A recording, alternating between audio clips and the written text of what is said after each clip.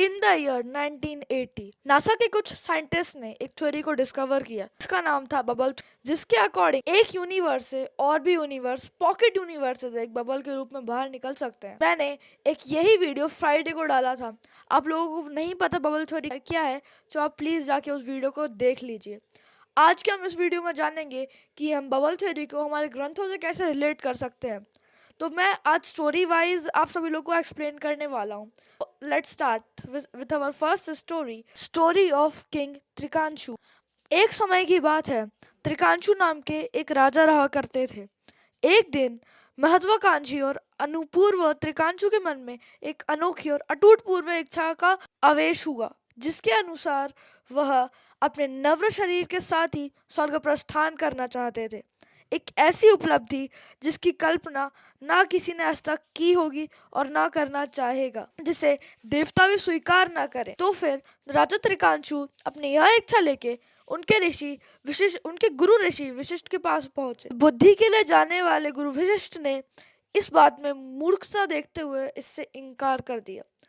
राजा त्रिकांशु इससे बहुत ही दुखी हो गए।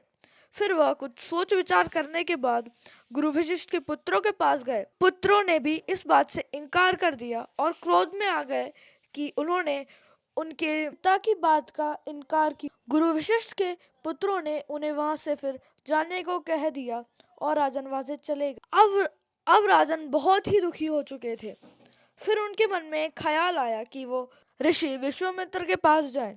फिर वह अपनी यह इच्छा लेके ऋषि विश्वामित्र के पास गए और उन्हें एक संकल्प दे दिया कि आपको मुझे मेरे नव्र शरीर के साथ ही स्वर्ग पहुंचाना होगा।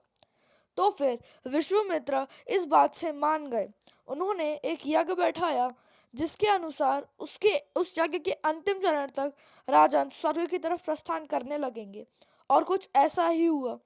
यहाँ यज्ञ खत्म होने वाला था और राजन स्वर्ग की तरफ प्रस्थान करने वाले थे। देवता यह अप्राकृतिक चीज देखते हुए बहुत ही हैरान हो रहे थे।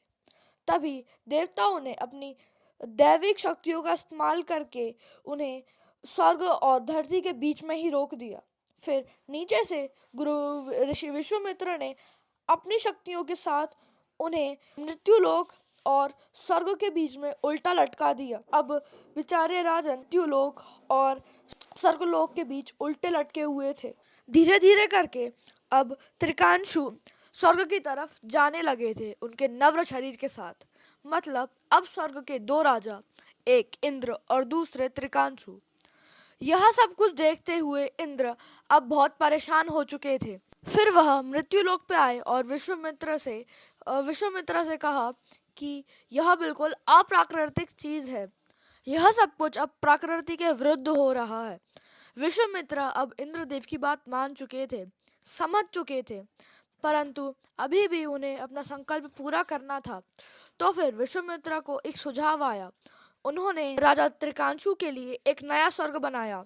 उसमें सप्त ऋषि, ध्रुव तारा, 7 चांद, 8 प्लैनेट, सब कुछ बनाए। और अब इंद्रदेव फिर से चिंतित हो गए कि आखिर 2 स्वर्ग कैसे होंगे। तो फिर विश्वामित्र उनसे बोले कि या तो आपको 2 राजा रखने पड़ेंगे या 2 स्वर्ग। फिर इंद्रदेव 2 स्वर्ग में राजी हो गए और अब निर्माण हो चुका था एक और स्वर्ग का और उस स्वर्ग के एक और राजा का, जो उस स्वर्ग में अकेले ही उल्टे लटके हुए हैं उनके नव्र शरीर के साथ।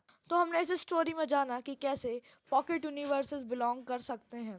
यही तो है हमारे ग्रंथों की महिमा, जिसके बारे में आज तक हम लोग नहीं जान पाए। तो हाँ, ये 7 लोग ही नहीं, स्वर्ग लोग एक नहीं है, 2 हैं।